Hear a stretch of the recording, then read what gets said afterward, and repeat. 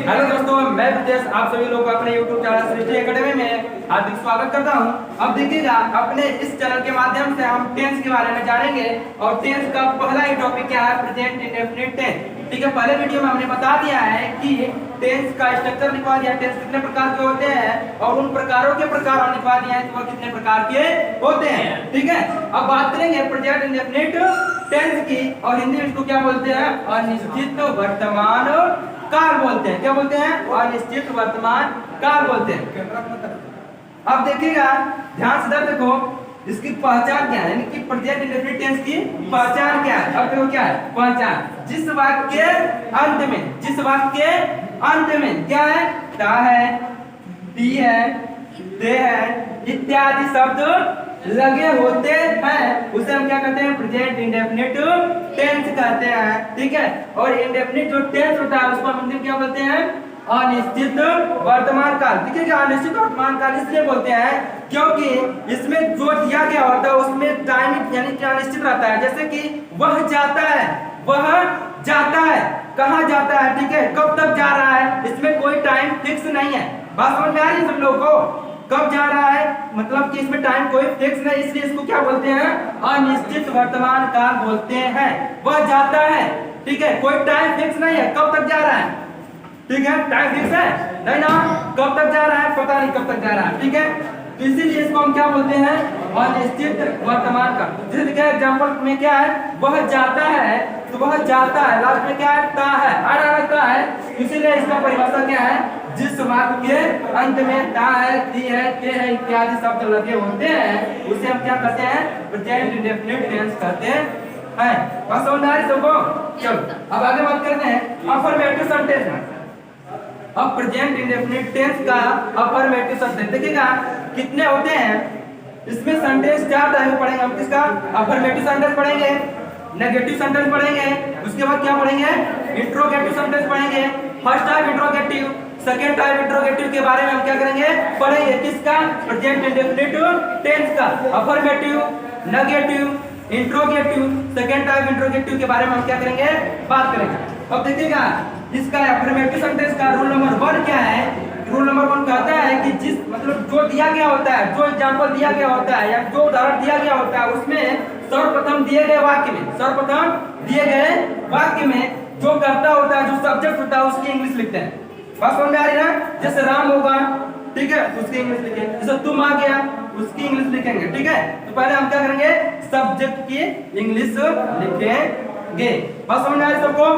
Clear है ना? चलो अब बात करते हैं दूसरा नियम क्या कहता है कि ही सी इट एक वचन कर्ता के साथ, एक वचन कर्ता के साथ यस या यस मेन वर्ब, किसमें, मेन वर्ब के फर्स्ट फॉर्म में लगाते हैं। क्या लगाते हैं, यस या यस को लगाते हैं। किसमें लगाते हैं, मेन वर्ब में लगाते हैं। किसमें लगाते हैं, मेन वर्ब में लगाते हैं। मेन वर्ब के फर्स्ट फॉर्म में यस या यस लगाते हैं। बात समझ में आ रही सबको? अब बात करते हैं तीसरा नियम क्या कहता है, यू वी दे बहुवचन कर्ता के साथ मेन वर्ब। ध्यान दो, मेन वर्ब में किसको नहीं लगाते हैं, यस या यस को नहीं लगाते हैं। ओनली वन क्या होगा, मेन वर्ब का फर्स्ट फॉर्म होगा। क्या होगा, मेन वर्ब का फर्स्ट फॉर्म होगा और अंत में क्या करेंगे, हम अदर वर्ड को लिखते चले जाएंगे। ठीक है, अब बात करते हैं इसका स्ट्रक्चर क्या होगा। इसका स्ट्रक्चर क्या होगा, स्ट्रक्चर को लिखते हैं। ठीक है, अब इसका पहले स्क्रीनशॉट लीजिएगा, उसके बाद हम इसको रफ करके क्या करेंगे, स्ट्रक्चर को लिखेंगे। इसका बनाने का नियम को हम लिखेंगे। ठीक है, रफ कर देना।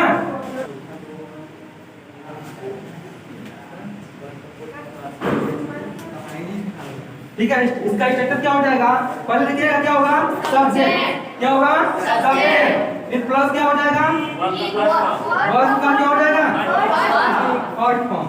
ठीक है, प्लस क्या हो जाएगा,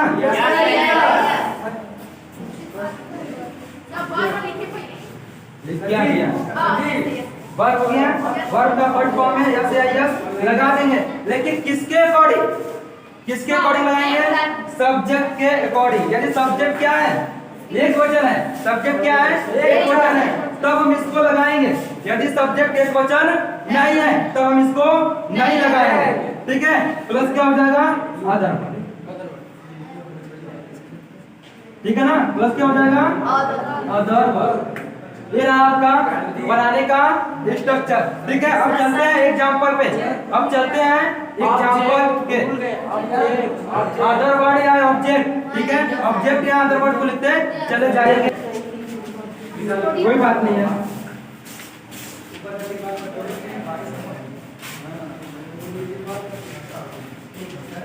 अब बात करेंगे एग्जांपल के साथ, समझेंगे आखिर क्या होता है, कैसे होता है, कैसे बनता है। ठीक है, किसके थ्रू समझेंगे, एग्जांपल के थ्रू समझेंगे। ठीक है, तो पहला एग्जांपल क्या है, पहला सिंपल सा लेते हैं। राम जाता है, कहाँ जाता है, पता नहीं कहाँ जाता है। देखो हम राम को ही क्यों ले रहे हैं, क्योंकि कल विजयदशमी थे, राम ने रावण को मार दिया। ठीक है, तो राम यहाँ मार के कहाँ जा रहे हैं, पता नहीं कहाँ गए। ठीक है, राम जाता है, देखो क्या है, राम जाता है। अब देखो पहचानो सबसे पहले क्या है, राम जाता है, ता है, क्या लगा है, ता है लगा ना। तो लास्ट में समझेंगे, पहले पहचाने क्या करेंगे, सबसे पहले पहचानेंगे कि कौन सा टेंस है। तो देखो इसके लास्ट में क्या लगा है, ता है, यही ना नियम लिखा है। पहचान में क्या लिखा है, जिस वाक्य के अंत में क्या लगा हो, ता लगा हो, ती लगे हो, ते लगे हो। ठीक है, उसको हम क्या बोलते हैं, प्रेजेंट इंडेफिनिट टेंस बोलते हैं, कहते हैं। ठीक है ना। अब देखो यहाँ पे क्या है, ता है, ती हो गया बात। अब ध्यान से समझेंगे इधर देखो सभी लोग, यहाँ पे राम क्या है, सब्जेक्ट है, राम क्या है, सब्जेक्ट है। तो सबसे पहले हम राम की क्या करेंगे, इंग्लिश लिखेंगे, तो क्या होगा, आरे, राम हो गया। अब जाता है, जाता है मतलब कि कौन, किस माने, मतलब कौन से मैंने जाना होता है वो में, राम जाता है, राम गो, क्या हो गया, राम गो। अब यहाँ बात करेंगे, तुम खाना खाते हो, तुम खाना खाते हो, इसकी इंग्लिश क्या हो जाएगी, देखिएगा यहाँ पे यू, तुम क्या हो जाएगा, सब्जेक्ट यानी यू, क्या हो जाएगा, यू।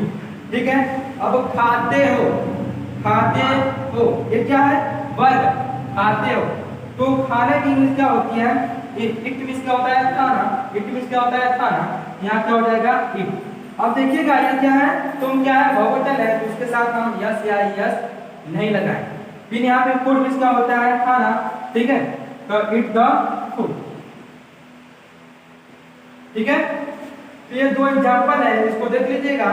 ये क्या है, एक वचन है, एक वचन के साथ हमने क्या लगाया है, EIS लगाया है। ठीक है, बहुवचन के साथ हमने EIS का प्रयोग नहीं किया है। ठीक है, तो देखिएगा ध्यान से, ये रही एग्जांपल। तो आज के लिए हम इतना ही रखते हैं। ठीक है, धन्यवाद।